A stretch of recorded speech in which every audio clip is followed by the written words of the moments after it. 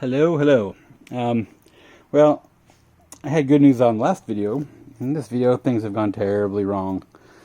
Hold on, I think my camera's upside down. Alright, things have gone terribly wrong.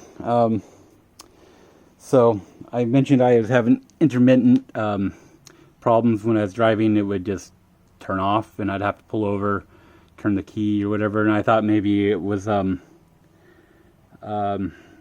something to do with the shifting or something, but I subsequently discovered it had nothing to do with the shifting. It was just doing it, especially when I was stepping on the pedal a little bit hard. So I sent a letter to EV and West, and they replied back and wanted to know the faults. And anyway, I kind of think I figured it out. I had a couple of numbers, not probably what they should have been, and so I turned those around, and it seemed like maybe that had taken care of it. But then I was like, well, I need to test my charger and see if it charges up. And so I hooked up my charging cable, and a bunch of lights came on, looking like everything was a go, and my relays were working, so the BMS would kick on only when the keys turned on or when it's charging, and that worked properly. And I was optimistic, but there was no charging going on, and I knew the batteries are a little low. And so I hooked up my laptop to the BMS, and it gave me a bunch of faults, and it turned out that one of these Tesla batteries was saying that it had some low cells, like really low, and like dangerously low, and just a couple in there. And so that kind of ticked me off. And so in the process of doing all that, of course, my ribbon cable ripped, and so I had to do another little splice repair here. So I have little extensions. I saw that some company, I can't think of the name of them, but they do EV conversions. They sell little extension cables so you can plug into the original cables and then never have to touch them again. I highly recommend doing that, or else you're gonna get stuck doing this crap. Anyway, so I had to solder all that crap, and then so I could manually test my connections to make sure the BMS was correct, and so then I decided, well, screw it. I mean, the rest of the batteries seem to be okay. One of them's a little shaky also, but anyway, so I took out the worst one, this one, and figured I'd just run in 5 cells until I can get this figured out. And so I go to do all that, and then so when you hook up the BMS cables to these connectors, if you have unused cells, then you're supposed to take the cables from them and hook them all together to the 12th pin on the BMS. And I'm using a Dilithium Designs BMS, and I'd already bought a second BMS master and slave unit because I burnt up the first ones because I had a very, very simple wiring issue, which I believe I posted before. You can look that up if you I highly recommend that you try to understand what I'm saying in that if you are going the route of the Tesla batteries and the BMS that I got. And even an Orion, I think, is probably the same wiring idea. Okay, so I go to 5 cells, and I thought I had everything wired up correctly to the BMS, and then I felt my slave unit, which had only the one battery hooked to instead of 2, and it was warm. So I immediately unplugged it. It had only been plugged a very short time, and well, I fried it. It doesn't register anymore. I opened it up. It smells burnt. You can see there's like 6 resistors that are torched, and so it'd be so easy just to fix them, but they're so tiny and so packed in there.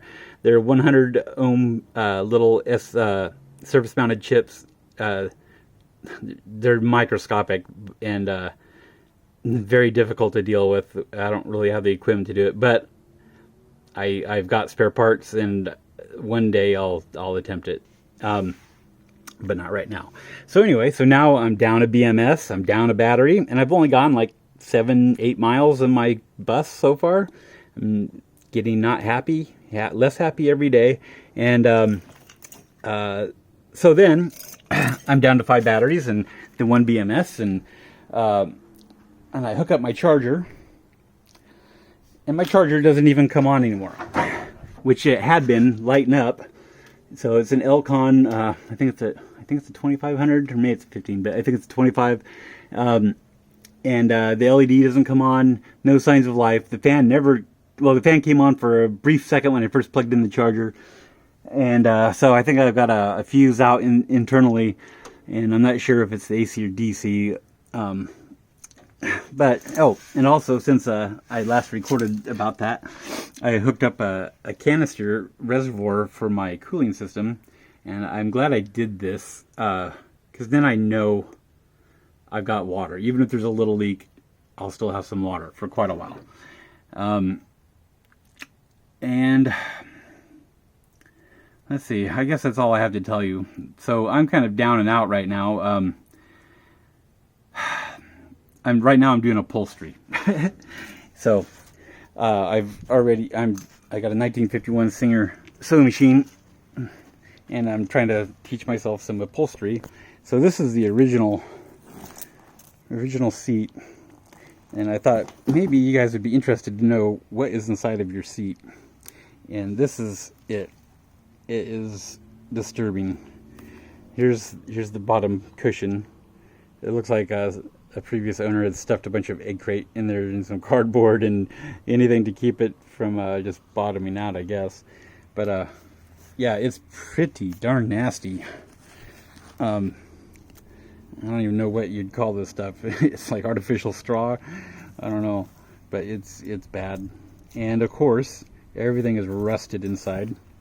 Let's see if you can see that. It's pretty bad in there.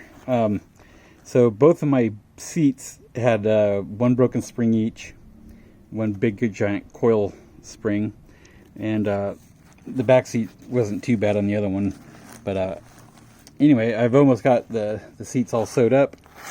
They don't look professional, but they're better than this, and they got new foam in them, and yeah, so I'm stoked about that. And I'll have patterns if anybody needs them, if they wanted to do upholstery work.